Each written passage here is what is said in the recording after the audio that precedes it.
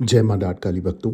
आज का जो वीडियो है ये इस तरीके का वीडियो है ना, जो अक्सर लोगों ने अपने मन में एक भाव प्रकट करा है, अक्सर सोचा है, या मेरे पास कई तरीके के सवाल आए हैं। गुरुजी, हम पूजा पाठ करते हैं घर में, हम इतना भोग प्रसाद लगाते हैं, सब कुछ जो भी पूजा पाठ के नियमों में होता है उनका बिना उल्लंघन करते हुए हम सभी तरीके के कर्म करते हैं। हमारा परिवार पूरा पूजा अनुष्ठान करता है, व्रत करता है, तप करता है, भजन करता है, कीर्तन करता है, जागरण करता है, फिर भी अंत में हमें विफलता मिलती है। ऐसा क्या है हमारे घर में जो हमारे घर में शुभता नहीं आती है? सब कुछ अशुभ होता जाता है, चाहे वो कितना भी पूजा पाठ करो। अब तो ऐसा लग रहा है कि जैसे पूजा पाठ करना ही छोड़ दें। जानते हो ऐसा कब होता है और क्यों होता है?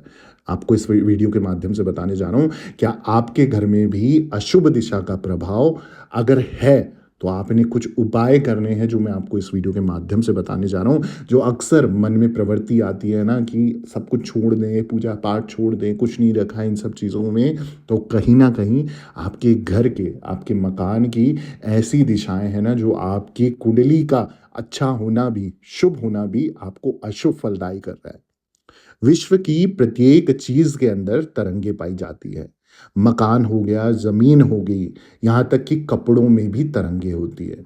ये तरंगे शुभता भी उत्पन्न करती है और साथ ही साथ अशुभता भी। जब अशुभता अधिक हो जाती है तो मकान और जमीन में रहने पर दिक्कत पैदा होती है। ऐसे में या ऐसे अशुभ मकानों में रहने पर कुंडली के शुभ योग भी काम करना बंद कर देते हैं। यह अशुभता कुंडली के जरिए भी जानी जा सकती है, साथ ही साथ थोड़ा ध्यान देने पर महसूस भी की जा सकती है।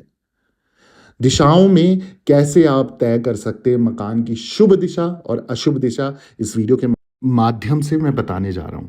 आमतौर पर आपने देखा होगा कि पूर्व और उत्तर दिशा के मकान सबसे अधिक शुभ माने जाते हैं।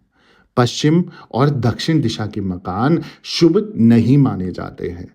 मैंने अक्सर अपनी वीडियो में आपने सुना होगा बोलते हुए कि आप अगर पूर्व का, उत्तर दिशा का मकान ले रहे हैं तो बहुत शुभ फलदायी होगा, दक्षिण का लोगे तो अच्छा नहीं है, पश्चिम का लोगे तो भी शुभ नहीं है। किंतु प्रत्येक दिशा के मकान अपने अपने स्थान पर शुभ हो जाते हैं। बस ये समझना होता है कि किस दिशा के मकान में क्या सावधानियां रखनी चाहिए।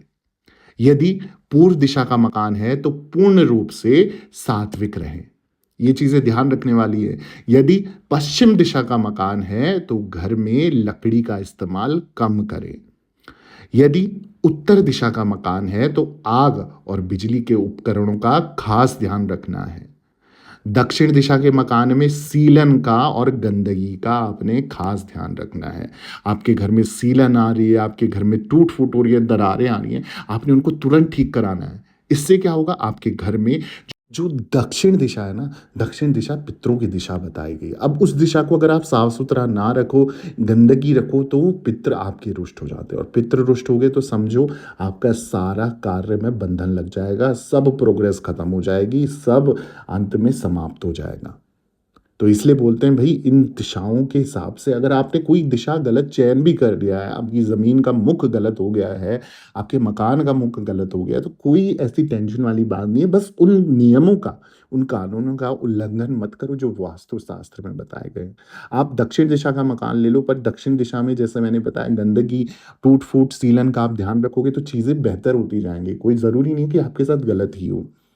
अब जैसे मैं कहता हूँ क्रॉस वेंटिलेशन या फिर उजाला या प्रकाश, जो एनर्जी है उसकी कमी से भी अशुभता आती है। कैसे? जैसे सूर्य का प्रकाश घर में ना आने पर अकारण बीमारियां उत्पन्न होने लगती हैं। ऐसे घरों में बच्चों के भविष्य, साथ साथ स्वास्थ्य बिगड़ने की संभावना बहुत अत्यधिक हो जाती है। ऐसे घरों में रहने पर मनुष्य जो है नशे में या साथ ही साथ अवसाद का शिकार होने लग जाता है। ऐसे घरों में रहने पर भय का, नकारात्मकता का अनुभव होने लग जाता है। तो जिनके घर में भी बच्चे समय समय पे बीमार पड़ रहे हैं और भविष्य की चिंता आपको हो रही है, बीमारियां आपके घर में आ रही है, या फिर मनुष्य नशे में पड़ रहा है, कुछ गलत उलझुल हरकतें कर रहा है, अच्छे आचरण नहीं रख रहा है, नकारात्मकता आपको ज़्यादा मिलती है, तो कहीं ना कहीं उस घर में बाहर से जो सूरज की किरणें घर में पड़नी चाहिए वो नहीं पड़ रही हैं, नकारात्मक की नष्ट नहीं हो रही है और पॉजिटिविटी आपके घर में आ नहीं रही है। अब घरों के रंगों का भी इसमें बहुत बड़ा हाथ होता है। घर में गलत रंगों का इस्तेमाल आपकी किस्मत को खराब कर सकता है। यदि रंगों का संतुलन ठीक ना हो तो मनुष्य की सोच खराब होने लग जाती है। गाढ़े रंगों का इस्तेमाल जीवन में संघर्ष बढ़ा देता है, वहीं भूरा, लाल, गाढ़ा हरा रंग नौकरी में दिक्कतें बढ़ा देता है। तो इस तरीके के रंगों का चयन ना करें जो आपके जीवन में नकारात्मकता लाए, आपके करियर में दिक्कतें लाए, आपको जीवन भर असफल बना कर रखे। आप बहुत सारा आपके पास दिमाग है, एनर्जी है, सब कुछ बिल्कुल ठीक है, परंतु जब करियर चुनने की बात आती है तो वहाँ आप विफल हो जाते हो या करियर में आपका सिलेक्शन नहीं हो पाता। तो ये क्यों होता है? कहीं ना कहीं आपके घर के जो रंगों में दोष है, वास्तु दोष है। घटनाएं अशुभता पैदा करती है। अब कैसे पैदा करती है वो मैं आपको बता देता हूं। घर में यदि बुरे स्वभाव और बुरी आदत के लोग हों तो अशुभता उत्पन्न होने लग जाती है। यदि घर में गलत तरीके से अर्जित धन का इस्तेमाल होता है तब भी अशुभता उत्पन्न होती है।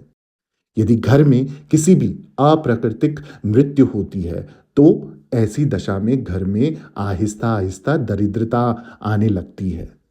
घर के लोगों का रोजगार खराब होने लगता है, घर के बच्चे बीमार रहने लगते हैं, उनके अंदर अजीब आदतें आने लग जाती हैं और घर में अकेले रहने पर डर लगने लगता है। घर में किसी के होने का एहसास होने लगता है। तो जब भी इस तरीके का अभाव आपको किसी के घर में आए, आपको अपने घर में आए, किसी रिश्तेदार के घर में आए, तो कहीं ना कहीं ये घटनाएं बता रही हैं कि कुछ ना कुछ यहाँ अशुभ घटा है या अशुभ हो सकता है, जिस कारण ही आपको इस तरीके का भाव पैदा हो रहा है, जो भय पैदा हो रहा है, डर पैदा हो रहा है, वो इसी कारण हो रहा है। अब इसमें आप पूछेंगे गुरुजी या भैया आपने हमें तो सब चीज़ें बता दी, प्रॉब्लम तो बता दी, अब सॉल्यूशन भी बता दीजिए। तो सॉल्यूशन मैं ज़रूर हर वीडियो में देता हूँ। आज मैं उपाय के साथ आपको ये बताने वाला हूँ कि जब भी घर में इस तरीके का वास्तु दोष उत्पन्न हो जाए, इस तरीके की परेशानियाँ उत्पन्न होने लगे, तो किस तरीके से आप इनसे मुक्ति पा सकते हैं। उससे पहले मैं सभी भक्तों से निवेदन करता हूँ, मेरी इंस्टाग्राम की प्रोफाइल है ठीक यूट्यूब का जैसे नाम है ऑफिशियल देवी भगवती शक्ति के नाम से, वैसे ही मेरा इंस्टाग्राम का प्रोफाइल का नाम है। वहाँ अगर आपके जीवन में कोई भी संकट, बाधा, तंत्र विद्या, किसी का किया कराया जादू टोना, काला जादू, वशीकरण से रिलेटेड दिक्कत है, कुंडली बनवानी है, दिखवानी है, उसमें कुछ महादशा है, दोष है, उसका सॉल्यूशन चाहिए, पूजा अनुष्ठान हवन यज्ञ से रिलेटेड कोई आपको डिस्कशन करना है, जानकारी चाहिए, करवाना है या कोई क्रिया करवानी है, तो उसके लिए आपने क्या करना है, इंस्टाग्राम के प्रोफाइल पे आपने मुझे अपॉइंटमेंट लिख के मैसेज करना है। वहाँ ऑनलाइन अपॉइंटमेंट बुक करानी है, एक अमाउंट पे करके स्कैनर भेजा जाएगा, वहाँ अमाउंट पे करनी है, स्क्रीनशॉट शेयर करने के बाद आपको एक टाइम दिया जाएगा, उस एग्जैक्ट टाइम पे इंस्टा कॉल के माध्यम से मेरे से आपकी बात होगी ऑडियो कॉल पे, और जो भी प्रॉब्लम होगी डिस्कस करके 100% आपको सॉल्यूशन दिया जाएगा, जो भी प्रॉब्लम होगी। अब जल्दी से उपाय में आ जाता हूँ। तो उपाय क्या है? ऐसी स्थिति में, जिस तरीके की स्थिति अगर मैंने बताई कि वास्तु दोष के कारण या वास्तु के कारण आपके घर में इस तरीके की समस्याएं उत्पन्न हो रही हैं या जैसा अभाव उत्पन्न हो रहा है, तो ऐसी स्थिति में कुछ विशेष उपाय किए जाने अति आवश्यक है। जैसे गलत कार्यों से आपने तौबा कर लेनी है, बुरे कामों से दूर रहना है और अपने कर्मों की सुधार आपने ज़रूर करनी है। तो जिन भी लोगों को पता है कि भैया हम बुरा आचरण करते हैं, अच्छा व्यवहार नहीं करते और गलत सोचते हैं, गलत धारणाएं हैं, गलत चीज़ों में फंसे पड़े हैं, नशा या गलत चीज़ें, गंदे चीज़ें करना, तो ये चीज़ें आपने छोड़नी है, त्यागनी पड़ेगी, अपने कर्मों को सुधारना पड़ेगा। अब दूसरी चीज क्या है? आपसी संबंध आपको सुधारने पड़ेंगे। परिवार में आपसी जो षड्यंत्र और राजनीति आप करने से बचेंगे। पॉलिटिकली आपने घर में किसी भी तरीके से इन्वॉल्व नहीं होना, क्योंकि सब लोग आपके अपने हैं, अपनों का आप बुरा करेंगे तो खुद के साथ बुरा होगा। धन अर्जन का तरीका, जैसे आपका क्या है, गलत तरीकों से धन नहीं कमाना, कोई भी 2 नंबर का काम नहीं करना, घटिया काम नहीं करना, उससे पैसा नहीं कमाना, वो पैसा फिर फलेगा नहीं आपको। सफाई से रिलेटेड अगर मैं बताऊँ, यदि घर में किसी भी या किसी की अप्राकृतिक या लंबी बीमारी के बाद मृत्यु हुई है, तो पूरे घर की सफ़ेदी आपने ज़रूर करानी है, व्हाइट वॉश ज़रूर कराना है उसके बाद, और बिल्कुल एक हवन कराना है, वहाँ गाय के गौमूत्र का छिड़काव आपने अवश्य करना है। तो ये सब चीज़ें आपने कुछ टाइम बाद ज़रूर करनी है ताकि घर की पवित्रता बनी रहे। धार्मिक क्रियाएँ 1 महीने तक सुबह और शाम भागवत गीता का पाठ कर सकते हो आप। ये करने से भी आपके घर में बहुत सारी तरीके की नकारात्मकता नष्ट हो जाएगी, पितृ शांत हो जाएँगे और चीज़ें अगर आपके रास्ते नहीं खुल रहे हैं, काम नहीं बन रहे, तो वो बनने चालू हो जाएँगे। और पूजा स्थान घर में भगवान शिव या भगवान कृष्ण की स्थापना आपने अवश्य करनी है फ़ोटो के रूप में, और मूर्ति रूप में नहीं, फ़ोटो के रूप में, और उनका पूजा अनुष्ठान करें। इन उपायों से घर में सकारात्मकता आएगी, शुभता का संचार होगा, पॉजिटिविटी बढ़ती जाएगी दिन दुगनी रात चौगुनी से, और आपके हर कार्य सफल होंगे। इसके अलावा मैं सभी भक्तों से निवेदन करता हूँ, अगर ऐसी वीडियोज़ आपको और चाहिए, जल्दी से मेरे चैनल को सब्सक्राइब कर दें, वीडियो को लाइक कर दें, ज़रूरतमंद लोगों के साथ शेयर करना ना भूलें, और कमेंट में जय माता दी ज़रूर लिखें। दरबार से बने रहें। सभी भक्तों को जय माता दी, जय माता अटकाली।